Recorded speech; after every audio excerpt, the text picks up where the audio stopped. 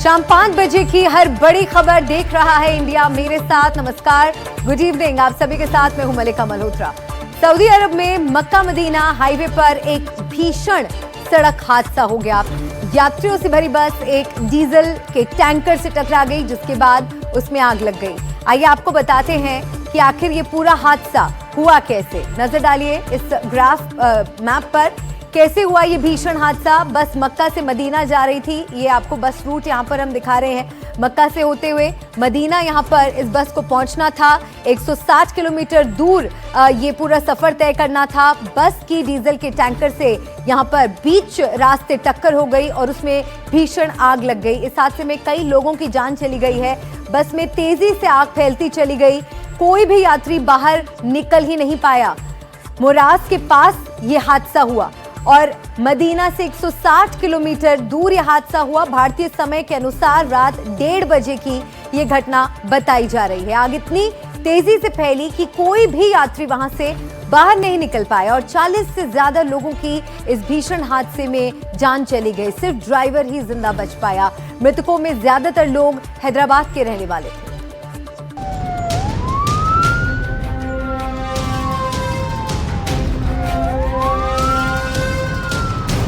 ये भयानक तस्वीर सऊदी अरब से आई है। यहाँ एक भीषण हादसा हो गया जिसमें 40 से ज्यादा भारतीयों की मौत हो गई।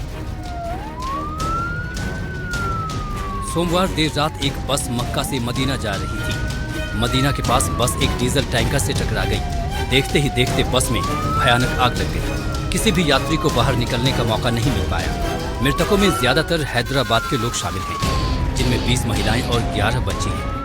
जानकारी के मुताबिक यह हादसा इतना भीषण था कि सिर्फ बस का ड्राइवर ही जिंदा बच पाया है। आपको बताते हैं कि कैसे यह पूरा हादसा हुआ। बस मक्का से मदीना जा रही थी। मदीना से 160 किलोमीटर दूर बस डीजल के टैंकर से टकरा गई और उसमें आग लग गई। यह हादसा मोहरास के पास हुआ और आग इतनी तेजी से फैली कि कोई बस से निकल नहीं पाया। बस में 40 से ज्यादा यात्री सवार थे। ज्यादातर लोग हैदराबाद के रहने वाले थे। अब आपको डिटेल में हादसे के बारे में बताते हैं। बस मक्का से मदीना जा रही थी। 40 से ज्यादा लोग सवार थे। बस डीजल के टैंकर से टकराई। टैंकर से टकराने के बाद आग लगी। बस में तेजी से आग फैल गई। कोई भी यात्री बाहर नहीं निकल पाया। मोहरास के पास यह हादसा हुआ। मदीना से 160 किलोमीटर दूर यह हादसा हुआ। भारतीय समय अनुसार रात 1:30 बजे यह घटना हुई। मृतकों में 20 महिलाएं और 11 बच्चे शामिल हैं। हादसे में मारे गए लोगों के परिवार से एनडीटीवी की टीम ने बातचीत भी की है। मेरा साड़ू, मेरा साली का बेटा, 3 बेटियां, उनके बच्चे। 9 डेज हो गया था उम्रा को जाके। ऑलरेडी मक्के में उम्रा हो गया। रिटर्न मदीना को आते रात को 1:30 बजे 1:30 को एक्सीडेंट हो गया। गाड़ी पूरा ये होगा, जल गया होगा। क्या जानकारी मिली थी आपको? वैसे तो आपके यहाँ से 8 दिन पहले गए क्या? कितने दिन? 8 दिन पहले गए थे। अब फिर सैटरडे को रिटर्न आने वाले थे उन लोग मदीना से। रात को 1:30 बजे मदीना से 30 किलोमीटर दूर ये इंसिडेंट हो गया। क्या हुआ करके कुछ पता चला वहाँ? नहीं, वो एक्सीडेंट हुआ बोल के बोल रहे। बस उतना ही ऑयल टैंकर लाके बस को मार दिया, उतना ही हुआ। अभी पूरा क्लियरेंस कुछ भी नहीं मान हुआ। ऑलरेडी जो इनको भेजे उन्होंने भी सुबह एयरपोर्ट से मदीना को चले गए। उन्होंने पूरा उसका क्या है क्या नहीं पूरा डिटेल्स लेके शाम तक 6 बजे तक बोलते बोले। एक ही परिवार के 18 लोग उस हादसे में मारे गए। हैदराबाद में रह रहे उनके परिजन ने बताया कि हादसे के वक्त कई छोटे बच्चे भी वहाँ मौजूद थे। सिर्फ एक बच्चा है आप कह रहे हैं? अमेरिका में वो बच्चा अमेरिका में एक बच्चा है। वो लोग पढ़ने के लिए गए थे। वो एक ही बच्चा पूरा एक ही फैमिली का 18 आदमी मर गए। 9 बच्चे 9 बड़े। अब ये इंसिडेंट में सब में बड़ा हादसा हमारे हो गया। हमारे पब्लिक बहुत है, हमारे फैमिली बहुत है। क्या क्या नाम है आपको जैसे याद आ रहा है? आपके साली नसीरुद्दीन रिटायर्ड रेलवे एम्प्लॉय। उनका फैमिली अख्तर बेगम, उनके बेटे का नाम सलाउद्दीन, उनके बेटी का नाम शबाना, रिजवाना, आमिना की बच्ची है। और वो बच्चों के छोटे छोटे बच्चे हैं, 4 साल 5 साल 6 साल के। 10 बच्चे हैं बोले ना? 9 बच्चे हैं, 9 बड़े। और यूएस में जो बच्चा है उसके भी 3 बच्चे, उसकी फैमिली है, मामा है, पूरा फैमिली। घटना पर तेलंगाना के मुख्यमंत्री रेवंत रेड्डी ने गहरा दुख जताया है। उन्होंने राज्य के मृतकों की पहचान और उनके परिजनों को हर संभव मदद पहुंचाने के निर्देश दिए हैं। उन्होंने केंद्रीय विदेश मंत्रालय और सऊदी दूतावास से तालमेल बनाने को कहा है। इसके अलावा राज्य सरकार की तरफ से प्रभावित परिवारों की सहायता के लिए सचिवालय में एक कंट्रोल रूम स्थापित कर दिया गया है, जहां वो अपने स्वजनों के बारे में जानकारी प्राप्त कर सकते हैं और सहायता मांग सकते हैं। सरकार ने 2 हेल्पलाइन नंबर जारी किए हैं ताकि परिजनों को तत्काल सहायता मिल सके। तो वहीं पीएम मोदी ने भी ट्वीट करके इस पूरी घटना पर दुख जताया है। प्रधानमंत्री मोदी ने सोशल मीडिया प्लेटफॉर्म एक्स पर लिखा, मेरी संवेदनाएं उन परिवारों के साथ हैं जिन्होंने अपने प्रियजनों को खो दिया है। मैं घायलों के जल्द ठीक होने की कामना करता हूं। जानकारी के अनुसार दुर्घटना के समय बस के अधिकांश यात्री सो रहे थे। इसके अलावा इस हादसे पर भारत के कई नेताओं ने अपनी प्रतिक्रिया दी है। देखिए, जो भी यात्री भारत के हैं उनकी वो सुरक्षित रहें, सुरक्षित आ पाएं, उसके लिए जो है वो हमारा वहाँ जो मिशन है, जो हज काउंसलेट है, एम्बेसी है और प्लस यहाँ पर सरकार है, वो उस दिशा में संवेदनशीलता और गंभीरता के साथ काम कर रही है। और मेरी तो यही प्रार्थना भी है और सरकार से भी कहना है कि जो भारतीय हैं उनको सुरक्षित लाने की व्यवस्था करें। मैंने इन तमाम उम्रा पैसेंजर्स के दोनों ट्रैवल एजेंसी से वीजा डिटेल्स लेकर काउंसिल जनरल ऑफ इंडिया जिद्दा को और डीसीएम इंडियन एम्बेसी रियाद को और साथ ही साथ फॉरेन सेक्रेटरी को मैंने ईमेल किया है। मेरी भारत सरकार से और खास तौर से एक्सटर्नल अफेयर्स मिनिस्टर से जयशंकर साहब से ये रिक्वेस्ट है कि वो इमीडिएटली इस पर देखें और अगर जिन लोगों की डेथ हुई है उनके परिवार ये चाह रहा है कि उनकी डेड बॉडीज जल्द से जल्द इंडिया को लाई जाए और अगर कोई उसमें जख्मी है तो उनको अच्छी से अच्छी वहां पर उनको इलाज हो सके, ये मैं रिक्वेस्ट करता हूं हमारे एक्सटर्नल अफेयर्स मिनिस्टर से और भारत सरकार से। भारत के विदेश मंत्री एस जयशंकर ने बस दुर्घटना पर दुख व्यक्त किया और कहा कि रियाद में भारतीय दूतावास और जिद्दा में वाणिज्य दूतावास पूर्ण सहायता प्रदान कर रहे हैं। उन्होंने एक्स पर लिखा कि सऊदी अरब के मदीना में भारतीय नागरिकों के साथ हुई दुर्घटना से गहरा सदमा पहुंचा है। रियाद स्थित हमारा दूतावास और जिद्दा स्थित वाणिज्य दूतावास इस दुर्घटना से प्रभावित भारतीय नागरिकों और उनके परिवारों को पूरी सहायता प्रदान कर रहे हैं। इस भयानक हादसे में कई परिवार खत्म हो गए। अब देखना होगा कि सऊदी अरब में इस हादसे के बाद क्या कार्रवाई होती है और आगे ऐसा दोबारा न हो, इसके लिए उम्मीद है कुछ सख्त कदम उठाए जाएंगे। Bureau report, NDTV India. और आइए आगे बढ़ते अगली खबर का रुख करेंगे। दिल्ली के लाल किले के सामने I-20 कार में 10 नवंबर को हुए धमाके में एनआईए को बड़ी कामयाबी मिली है। ये एक आत्मघाती हमला था। एनआईए ने आत्मघाती हमलावर उमर नबी के करीबी आमिर राशिद अली को गिरफ्तार कर लिया है, जो कश्मीर का रहने वाला है। अब ये साफ हो गया है कि कार चला रहा उमर उल नबी एक सुसाइड बॉम्बर था।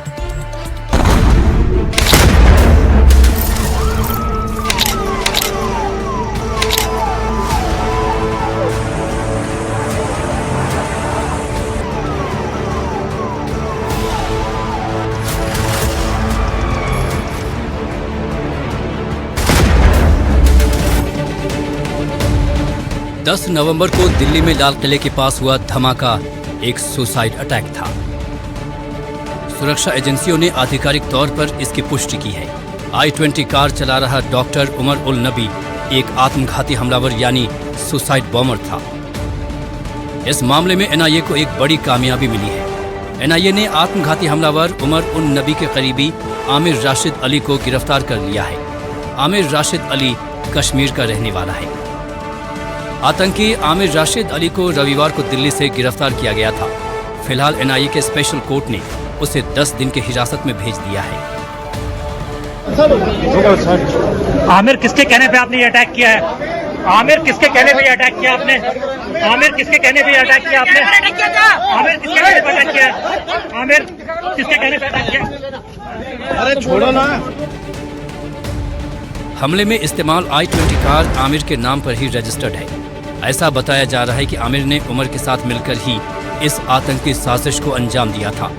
आखिर उमर का ये कश्मीरी दोस्त कौन है और धमाके के बाद कहां गायब हो गया था? आपको बताते हैं आमिर राशिद अली की पूरी कुंडली।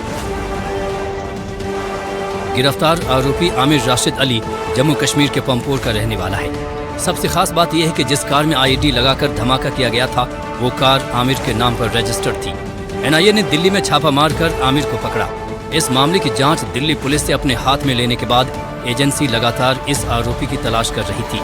आमिर राशिद के परिवार ने बताया कि वो प्लम्बर का काम करता है। और उसके भाई को भी गिरफ्तार किया गया है, जिसका नाम उमर है। आमिर का भाई उमर इलेक्ट्रीशियन का काम करता है। परिवार का कहना है कि आमिर राशिद अली कभी दिल्ली गया ही नहीं, सिर्फ कार इनकी है और उसका भी रजिस्ट्रेशन जम्मू कश्मीर का है। इनके पिता की मौत कुछ साल पहले ही हुई थी। एनआईए को जांच में पता चला है कि इस पूरी साजिश को आमिर राशिद अली ने कथित आत्मघाती हमलावर उमर उन नबी के साथ मिलकर अंजाम दिया। आमिर राशिद अली की भाभी कुलसुम जान ने एनडीटीवी से बात करते हुए बताया कि वो कभी दिल्ली नहीं गया, वो प्लम्बर का काम करता है। मुझे पता ही नहीं था, हम क्या कहेंगे। आमिर घर से कब गया था, क्या बोलकर गया था? आमिर को 10 नवंबर को उन्होंने अरेस्ट किया है। अच्छा, बस उसके बाद हमें कुछ नहीं पता है। नहीं, यहाँ से आमिर कब गया था? जब पहले गया था यहाँ से दिल्ली के लिए, तो क्या बोलकर गया था? कब वो गया ही नहीं तो हम क्या बोलेंगे। अच्छा, जब वो गया ही नहीं तो। लेकिन गाड़ी तो उसने खरीदी थी और उसमें उसका फोटो भी है वहाँ गाड़ी के साथ में। वो हम नहीं जानते हैं कैसे है, कहाँ है, तो हमें उसके बारे में कुछ नहीं पता है। अच्छा, आमिर करता क्या है बेसिकली? प्लम्बरी, प्लम्बर का काम है। और ये डॉक्टर उमर, डॉक्टर मुजम्मिल के संपर्क में कैसे आया, कुछ जानकारी आपको? हम जानते ही नहीं है उनको। तो कभी यहाँ पर वो लोग आए थे? कभी नहीं, हमें परसों फोन पे देखा उनको। हम उनको जानते नहीं है। आमिर के परिवार ने यह भी कहा कि उन्हें नहीं पता कि वो फोन पर किससे बात करता था। उसने जो किया वो बहुत गलत है, ऐसा नहीं करना चाहिए। लाल किले पर हुआ है, आपको क्या लगता है कि जो जिसपे उसका नाम आ रहा है, इस घटना को लेकर इतने लोग मारे गए, क्या कहना है आपका इसको लेकर? हम क्या कह सकते हैं, ऐसा नहीं होना चाहिए, बस इतना कह सकते हैं। हमें और कुछ जब पता ही नहीं है कैसे हुआ क्या हुआ, हम अपने घर में हैं। कभी आमिर किसी से फोन पर बात करता हो जब घर पे था? फोन पे तो सबके साथ बात करेगा, अपने नेबर्स के साथ, अपने रिलेटिव्स के साथ। अब क्या कभी कोई आपको एक्टिविटी लगी आपको? कोई कभी नहीं, कभी भी नहीं लगा। वो बहुत गलत है, जिसने भी किया, कैसे किया, वो गलत है। कोई पुलिस आपके यहाँ आई थी पूछताछ करने के लिए? एनआईए वाले कभी पूछताछ करने आए? परसों आए, उन्होंने पूछताछ नहीं किया, लेकिन उन्होंने हमें वो उमर जो है ना, उसका बड़ा भाई, वो परसों थाने वालों ने छोड़ दिया। फिर उसी दिन दूसरे दिन शाम को एनआईए वाले आए, फिर उन्होंने बोला उसको कल सुबह 8 बजे अटेंड होना वहाँ पे। सुसाइड बॉम्बर उमर उन नबी पुलवामा का निवासी था और हरियाणा के फरीदाबाद में अल फलाह यूनिवर्सिटी में जनरल मेडिसिन विभाग में असिस्टेंट प्रोफेसर था। परिवार कह रहा है कि आमिर कभी दिल्ली नहीं गया, लेकिन एनआईए के मुताबिक उमर का सहयोगी आमिर विशेष रूप से दिल्ली आया था ताकि धमाके के लिए कार खरीदी जा सके। यही कार बाद में vehicle borne improvised explosive device में बदल दी गई। आमिर राशिद अली के साथ साथ उसका परिवार भी जांच के दायरे में है। जम्मू कश्मीर पुलिस और एनआईए ने आमिर के भाई उमर राशिद को भी डिटेन किया हुआ है और उससे लगातार पूछताछ की जा रही है। पुलिस पता लगा रही है कि आखिर ये लोग जैशे मोहम्मद के मॉड्यूल के संपर्क में कैसे आए। फॉरेंसिक जांच से ये भी पुष्टि हुई कि कार चलाने वाला मृत ड्राइवर उमर उन नबी ही था। एनआईए ने उमर उन नबी की एक और कार भी जब्त की है। फिलहाल इस वाहन की गहन जांच चल रही है ताकि ये पता लगाया जा सके कि इसे इस साजिश में कैसे और कितना इस्तेमाल किया गया था।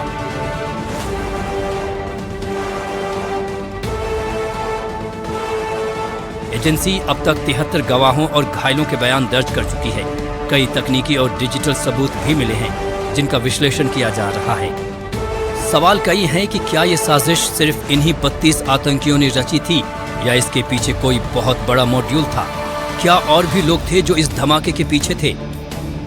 उमर मोहम्मद डॉक्टरों के एक ऐसे उग्र समूह का सदस्य था जो मैसेजिंग ऐप टेलीग्राम पर एक दूसरे से जुड़े हुए थे। तो क्या इस साजिश में और भी लोग शामिल हैं? फिलहाल जांच एजेंसी इन्हीं सब सवालों के जवाब ढूंढने में लगी हुई है।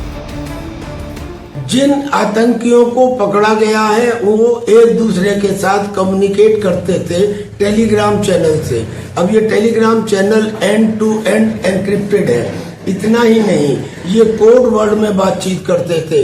इसका अंदाजा आप लगा लीजिए कि जो डॉक्टर शाहीन है, जिसके 3 पासपोर्ट मिले हैं, जिसके 7 अकाउंट मिले हैं अलग अलग बैंकों में, लखनऊ और कानपुर में, यानी कि इंटेलिजेंस एजेंसीज को घुमाने के लिए ये तरह तरह के काम करते थे। एनआईए इस जांच में Delhi police, Jammu Kashmir police, Haryana police, UP police और अन्य केंद्रीय एजेंसियों के साथ मिलकर काम कर रही है। जांच टीम अब बड़े नेटवर्क को पकड़ने, फंडिंग के सोर्स का पता लगाने और मास्टरमाइंड्स की पहचान करने पर फोकस कर रही है। एजेंसी कई लीड्स पर काम कर रही है और जांच जम्मू कश्मीर, दिल्ली, हरियाणा और यूपी तक चल रही है। माना जा रहा है कि इस हमले के पीछे बड़ी आतंकी साजिश है, जिसे एनआईए जल्द पूरी तरह उजागर कर सकती है। आमिर राशिद अली की गिरफ्तारी इस मामले में अब तक की सबसे बड़ी सफलता मानी जा रही है, क्योंकि इस पूरे मॉड्यूल और नेटवर्क की दिशा साफ हो रही है। मुकेश सिंह सेंगर के साथ एनडीटीवी इंडिया। और आइए अब आपको कुछ और जानकारी इस खबर से जुड़ी हम बता दें। जैश के आतंकी उमर मोहम्मद पर बड़ा खुलासा हुआ है। बहुत बड़ा खुलासा इसे माना जा रहा है। दरअसल सुरक्षा एजेंसियों के पुख्ता सूत्रों ने एनडीटीवी को बताया कि जैश का आतंकी उमर मोहम्मद एक शू बॉम्बर हो सकता है। दिल्ली धमाके से जुड़े एनडीटीवी एक्सक्लूसिव आपको ये जानकारी बता रहा है। जूते में मेटल जैसा कुछ मिला है, जिसके आधार पर अब इसे और आगे जांच के लिए भेजा गया है और शू बॉम्बर उमर मोहम्मद हो सकता है, वो इसी से सामने आ रहा है। जूते में लगे इस मेटल से शायद ब्लास्ट किया गया हो, ये भी एक स्पेकुलेशन है। टायर और जूते से टीएटीपी के निशान मिले हैं। ये निशान भी अहम सुराग का काम कर रहे हैं। भारी मात्रा में टीएटीपी इकट्ठा कर रखा था और बड़े धमाके की प्लानिंग के लिए ही इसे रखा गया था। इसके इस्तेमाल को लेकर प्लान बनाया गया था। अमोनियम नाइट्रेट के साथ टीएटीपी का भी इस्तेमाल किया गया और ये दोनों रसायन मिलकर एक बहुत खतरनाक कॉम्बिनेशन है। साजिश के लिए 20 लाख रुपए डॉक्टर शाहीन के जरिए मॉड्यूल को दिए गए थे और कार में पीछे की सीट के नीचे विस्फोटक होने के भी सबूत मिले हैं। तो इस धमाके में लगातार जांच हो रही है और एनडीटीवी को एक्सक्लूसिव जानकारी मिली है। ज्यादा जानकारी दे रहे हैं हमारे सहयोगी मुकेश सिंह सेंगर। जो एनआईए है और दिल्ली पुलिस है इस पूरे मामले की जांच में लगी हुई है और हमें टॉप सोर्सेज से जानकारी मिली है कि जो आतंकी उमर मोहम्मद था, जो i20 कार को चला रहा था, वो शू बॉम्बर हो सकता है, क्योंकि जो i20 गाड़ी है, गाड़ी की ड्राइविंग सीट के नीचे से पुलिस ने एक जूता बरामद किया है। इस जूते में कुछ मेटल है और उसके अलावा टीएटीपी जो विस्फोटक होता है वो भी वहां पर पाया गया है।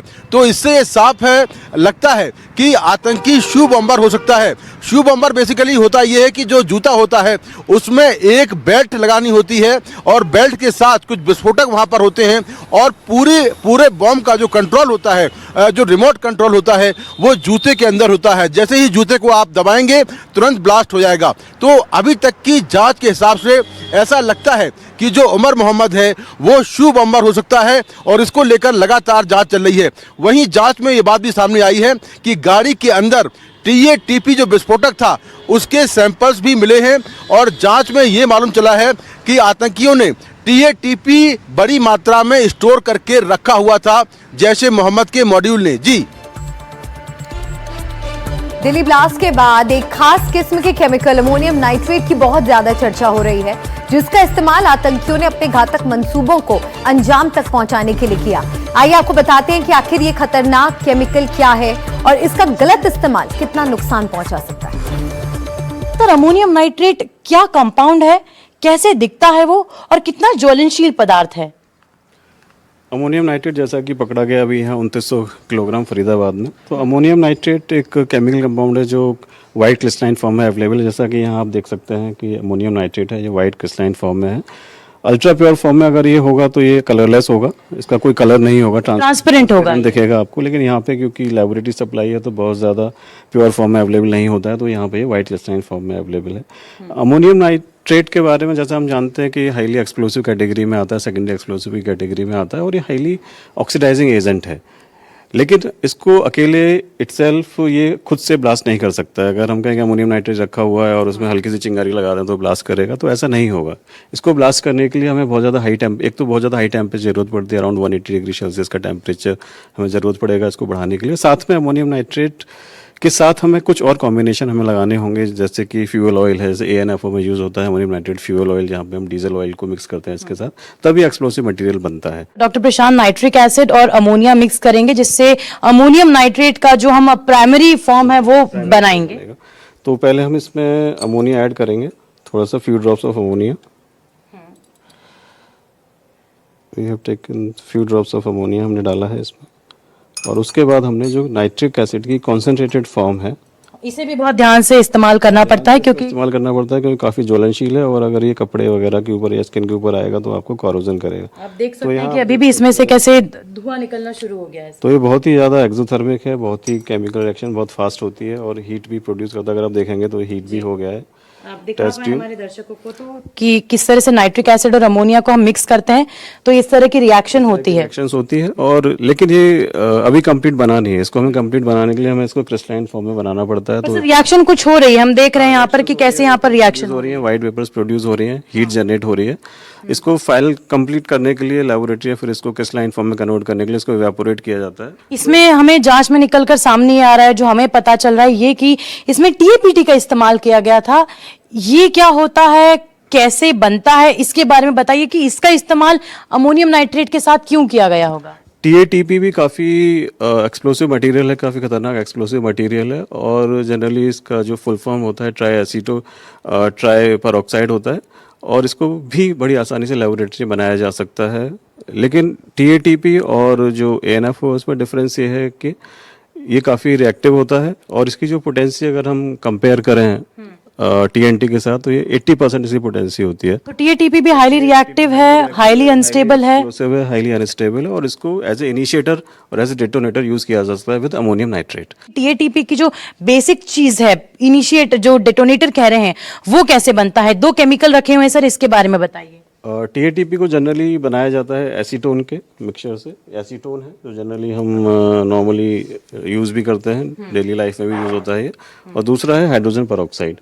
ये दोनों ही जो केमिकल कंपाउंड है ये हाईली रिएक्टिव होते हैं, और जब इनको राइट क्वांटिटी में मिलाया जाएगा तो ये कंपाउंड बनाते हैं TATP। लेकिन TATP ऐसा नहीं बनाते हैं क्योंकि TATP की जो रिएक्शन होती है दैट रिक्वायर द कैटलिस्ट। इसको हम सर मिक्स करके दिखाएं कि कैसे रिएक्ट करता है। लेकिन बहुत ज्यादा ये रिएक्शन आपको नहीं दिखेगा क्योंकि यहाँ पे हम कोई कैटलिस्ट यूज नहीं कर रहे हैं। कैटलिस्ट हम इसलिए यूज नहीं कर रहे हैं क्योंकि कैटलिस्ट यदि यूज करते हैं तो ये एक्सप्लोड होने की संभावना रहती है। जैसे कि डॉक्टर प्रशांत ने बताया कि ये काफी ज्वलनशील पदार्थ है, हाईली अनस्टेबल, हाईली एक्सप्लोजिव है, इसलिए इसे हम छोटी मात्रा में लेंगे एसीटोन और हाइड्रोजन पेरोक्साइड सॉल्यूशन को। तो इसमें मैं थोड़ा सा फ्यू ड्रॉप्स एसीटोन लेता हूँ रिएक्शन आपको दिखाने के लिए। यहाँ आप देखेंगे जैसे उधर जो एक्सोथर्मिक रिएक्शन हुई थी अमोनियम नाइट्रेट की, यहाँ पर वो एक्सोथर्मिक रिएक्शन आपको देखने को नहीं मिलेगी, या इजीली ये मिक्स हो गए हैं, कोई रिएक्शन नहीं दिख रही है, क्योंकि इस रिएक्शन को प्रोसीड करने के लिए और स्पीड करने के लिए जो कैटलिस्ट की जरूरत पड़ती है वो हम यहाँ यूज़ नहीं कर रहे हैं लेबोरेटरी में।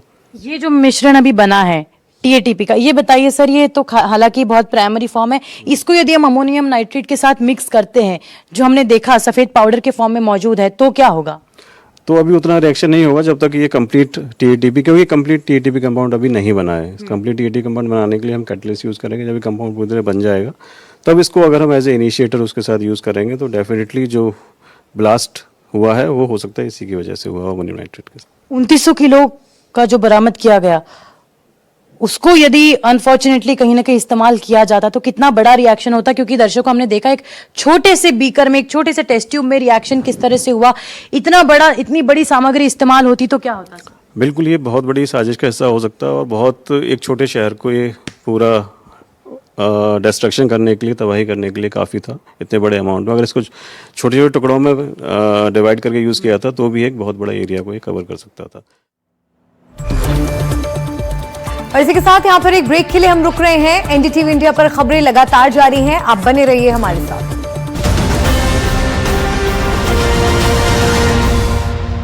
सूत्रों के अनुसार डॉक्टर शाहीन को उसके नेटवर्क के लोग मैडम सर्जन के नाम से बुलाते थे। उसका व्हाट्सएप डेटा खंगालने पर पता चला है कि 2 मोबाइल नंबर से उसे सबसे ज्यादा मैसेज और कॉल्स आते थे, लेकिन दोनों नंबर्स पर ना प्रोफाइल फोटो है, ना ही किसी की पहचान।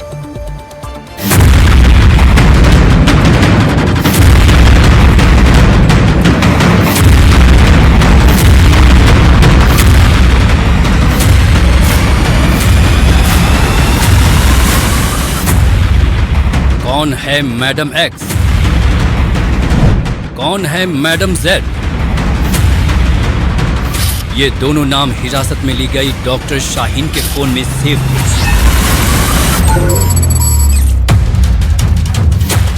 दिल्ली धमाके की जांच में रोज नए नए खुलासे सामने आ रहे हैं। अब पता चला है कि डॉक्टर शाहीन को नेटवर्क में मैडम सर्जन के नाम से बुलाया जाता है। उसके फोन में 2 रहस्यमयी नंबर मिले हैं जो कि मैडम एक्स और मैडम जेड के नाम से सेव थे। दोनों से सबसे ज्यादा कॉल और मैसेज आते थे।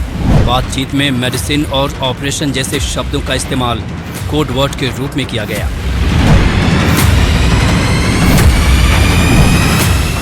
जांच में सामने आया है कि बातचीत में मेडिसिन शब्द बार बार इस्तेमाल हुआ है। एजेंसियों को शक है कि यह शब्द असल में विस्फोटकों या ब्लास्ट मटेरियल के लिए कोड वर्ड था।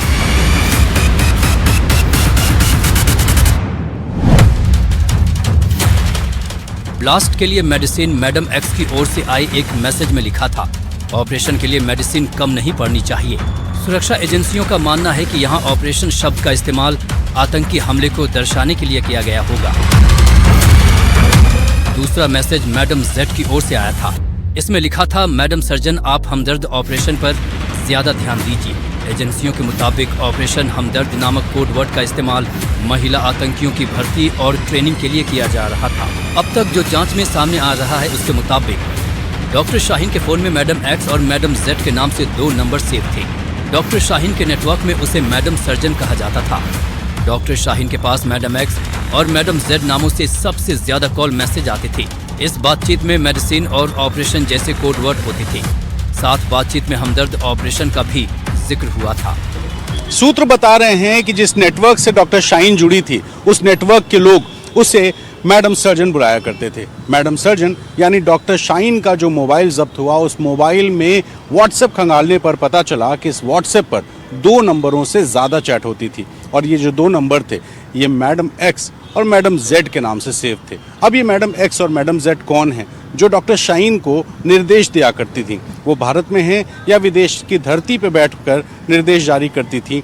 ये कौन लोग हैं, किसके इशारों पर काम करते थे? ये सारे ऐसे सवाल हैं जिन सवालों का जवाब फिलहाल जांच एजेंसियां तलाशने में जुटी हुई हैं, क्योंकि डॉक्टर शाहीन जो कि इस पूरे नेटवर्क का एक अहम हिस्सा थी, जो जैश की महिला विंग की कमांडर थी, वो आखिर किसके निर्देशों पर काम कर रही थी, वो क्या ऑपरेशन किया करती थी? क्योंकि इस व्हाट्सएप चैट में एक शब्द है ऑपरेशन और एक शब्द है मेडिसिन। ऑपरेशन यानी ये जो पूरा खेल चल रहा था उसके लिए कोड वर्ड, और जो शब्द है मेडिसिन, वो मेडिसिन है एक्सप्लोसिव्स के लिए। ऐसी आशंका सुरक्षा एजेंसियों को है और इसीलिए जो चैट्स हैं उन चैट्स का गहनता से अध्ययन किया जा रहा है। जांच अब इन 2 नंबरों की पहचान पर केंद्रित है। सुरक्षा एजेंसियां ये जांच रही हैं कि क्या ये दोनों महिलाएं किसी आतंकी मॉड्यूल की कोर मेंबर हैं, क्या ये विदेशी लिंक है या फिर दिल्ली और यूपी के फैले किसी स्थानीय स्लीपर सेल की संचालक। इन दोनों नंबरों की लोकेशन, कॉल रिकॉर्ड और पेमेंट पैटर्न खंगाला जा रहा है। शाहीन को मैडम सर्जन कहकर बुलाना, हमलों को ऑपरेशन, विस्फोटकों को मेडिसिन और भर्ती को हमदर्द ऑपरेशन कहना, ये साफ संकेत है कि नेटवर्क बेहद संगठित, पेशेवर और खतरनाक था। रणवीर सिंह के साथ एनडीटीवी इंडिया।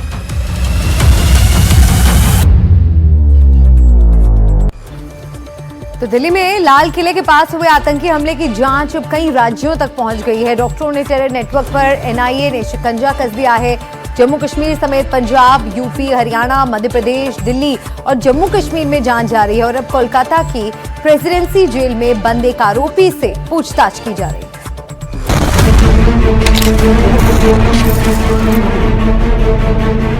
10 नवंबर को हुए दिल्ली धमाके की जांच में अब एनआईए कई राज्यों में छापेमारी कर रही है। डॉक्टरों के पूरे टेरर नेटवर्क पर एनआईए नजर बनाए हुए है। लगातार कई राज्यों से डॉक्टर पकड़े जा रहे हैं, उनसे पूछताछ की जा रही है। इन राज्यों में पंजाब, यूपी, हरियाणा, मध्य प्रदेश, दिल्ली, जम्मू कश्मीर के साथ साथ अब पश्चिम बंगाल तक भी जांच पहुंच चुकी है। एनआईए कोलकाता की प्रेसिडेंसी जेल में बंद एक आरोपी से पूछताछ कर रही है। आरोपी साबिर अहमद पश्चिम बंगाल के नादिया जिले के पलाशीपारा इलाके का रहने वाला है। फिलहाल वो ड्रग्स से जुड़े एक मामले में प्रेसिडेंसी जेल में बंद है। जैश ए मोहम्मद के पैन इंडिया नेटवर्क की जांच जारी है। एनआईए और पुलिस करीब 6 राज्यों में छापेमारी कर रही है।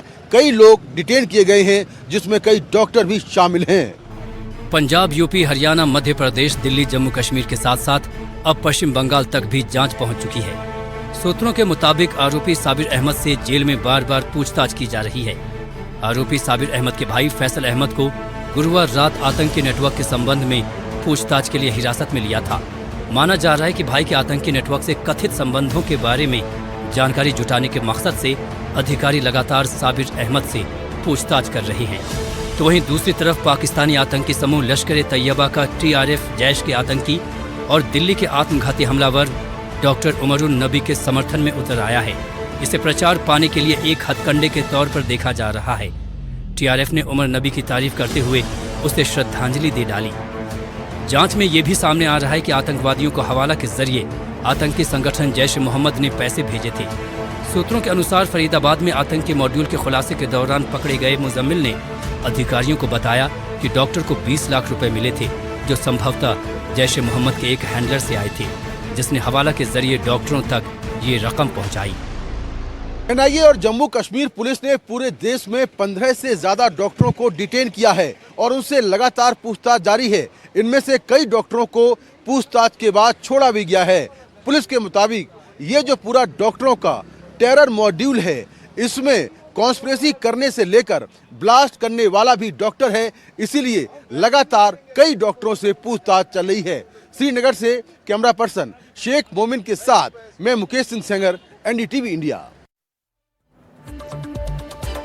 देश की तमाम जांच एजेंसियां दिल्ली ब्लास्ट के हर पहलू को हर एंगल से तफ्तीश कर रही हैं और इस पर रहेगी हमारी नजर। इससे जुड़े लगातार बड़े खुलासे हो रहे हैं जो NDTV इंडिया अब तक पहुंचा रहा है। अब बढ़ेंगे आगे और बांग्लादेश से आज आई एक बड़ी खबर की बात करेंगे। बांग्लादेश की पूर्व प्रधानमंत्री शेख हसीना को मौत की सजा सुनाई गई है। ये सजा उन्हें बांग्लादेश के अंतर्राष्ट्रीय अपराध ट्रिब्यूनल ने सुनाई है। उन्हें जुलाई 2024 में छात्रों के आंदोलन के दमन के मामले में गुनहगार पाया गया है। उनके अलावा बांग्लादेश के पूर्व गृह मंत्री असदुज्मा खान कलाम और पूर्व पुलिस प्रमुख चौधरी अब्दुल्ला अल ममून को भी दोषी करार दिया गया है। ये फैसला आने से पहले ही बांग्लादेश में हिंसा और तोड़फोड़ का दौर शुरू हो गया था। आने वाले दिनों में इसके और भड़कने का अंदेशा है।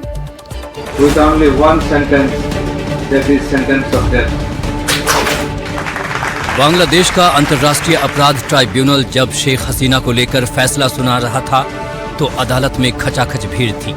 जैसे ही जज ने कहा 6 लोगों की हत्या के मामले में शेख हसीना को मौत के अलावा कोई और सजा नहीं दी जा सकती, हॉल तालियों की गड़गड़ाहट और लोगों के शोर से गूंज उठा। With only one sentence, that is sentence of death.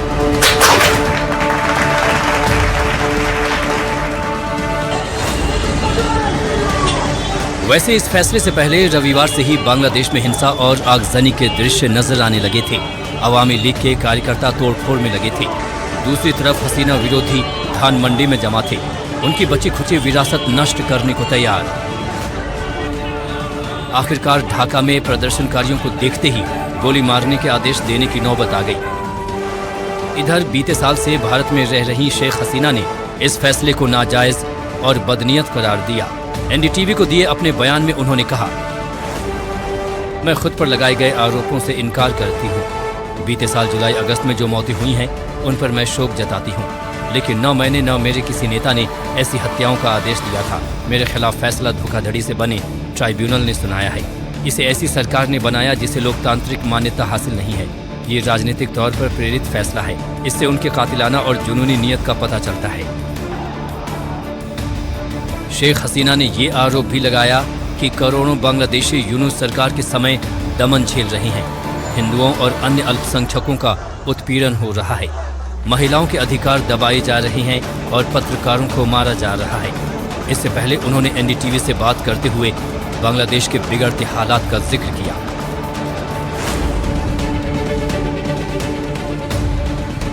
बीते साल जुलाई अगस्त में छात्रों के व्यापक आंदोलन के बाद शेख हसीना को बांग्लादेश से भागने की नौबत आ गई थी।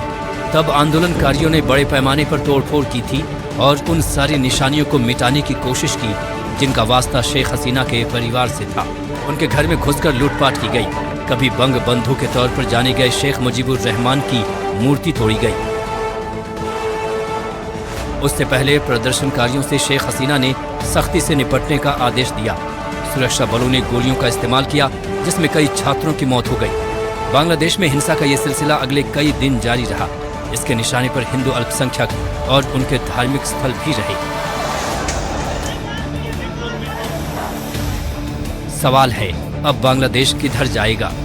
बीते साल के हंगामे के बाद वहां नोबेल पुरस्कार विजेता मोहम्मद यूनुस को कार्यकारी राष्ट्रपति बनाया गया, इस उम्मीद में कि हालात सुधरेंगे, लेकिन अभी तक बांग्लादेश सुलग रहा है। अब अगले साल फरवरी में चुनाव का ऐलान किया गया है, लेकिन कम लोगों को उम्मीद है कि ये चुनाव कायदे से होंगे। सरकार ने वहां की सबसे बड़ी मानी जाने वाली पार्टी अवामी लीग को कुचलने में कोई कसर नहीं छोड़ी है। वैसे इस फैसले ने भारत के लिए दुविधा बढ़ाई है। शेख हसीना बीते साल अगस्त से ही भारत में रह रही हैं। बांग्लादेश कई बार कह चुका है कि भारत उन्हें वापस भेजे। अब बांग्लादेश उन्हें सजाए मौत का मुजरिम घोषित कर चुका है। अब भारत पर यह दबाव बढ़ सकता है कि वो शेख हसीना को अपने यहाँ जगह न दे।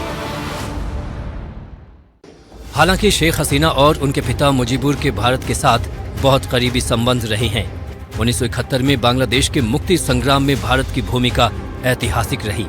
पाकिस्तान के 99,000 सैनिकों ने भारत के आगे आत्मसमर्पण किए, लेकिन बांग्लादेश का राजनीतिक इतिहास लड़खड़ाते लोकतंत्र और नेताओं की हत्या के इतिहास में बदलता रहा है। 1971 में बांग्लादेश के राष्ट्रपति बने शेख मुजीब के खिलाफ 1975 में सेना ने बगावत की। उनके पूरे परिवार को मार डाला, जिनमें मुजीब के अलावा उनकी बीवी, 4 बेटे, 3 बहुओं सहित और भी रिश्तेदार शामिल थे। तब 2 बहनें शेख हसीना और शेख रेहाना बच गई थी, क्योंकि ये दोनों बहनें तब जर्मनी में थीं। इसके बाद शेख हसीना ने भारत में शरण ली थी। 1977 में बांग्लादेश के राष्ट्रपति बने जियाउर रहमान की भी 1981 में हत्या कर दी गई थी। इसके बाद बांग्लादेश लौटी शेख हसीना कई बार प्रधानमंत्री बनी, लेकिन धीरे धीरे उनके खिलाफ गुस्सा बढ़ता गया। उन पर भी राजनीतिक दमन के आरोप लगे। 1971 के मुक्ति संग्राम से जुड़े लोगों के आरक्षण को लेकर अलग से हंगामा चला। शेख हसीना की सरकार इसी से पैदा हुए आंदोलन की भेंट चढ़ गई। सवाल है, क्या इस फैसले के बावजूद शेख हसीना को फांसी देना आसान होगा? क्या अंतर्राष्ट्रीय बिरादरी इसे खामोशी से देखती रहेगी? बांग्लादेश में अतिवादियों के बढ़ते दबदबे से दुनिया कैसे निपटेगी? भारत के लिए ये ज्यादा बड़ा सवाल है, जिसे पाकिस्तान की ओर से ऐसे ही हालात का सामना करना पड़ रहा है। एक और पाकिस्तान बनना भारत मंजूर नहीं कर सकता। तो ये एक पेचीदा कूटनीतिक मसला है, जिसे भारत बहुत सावधानी के साथ निपटाना चाहेगा। और देख रहा है इंडिया में खबरें और भी हैं, आप बने रहिए हमारे साथ, फौरन लौटेंगे।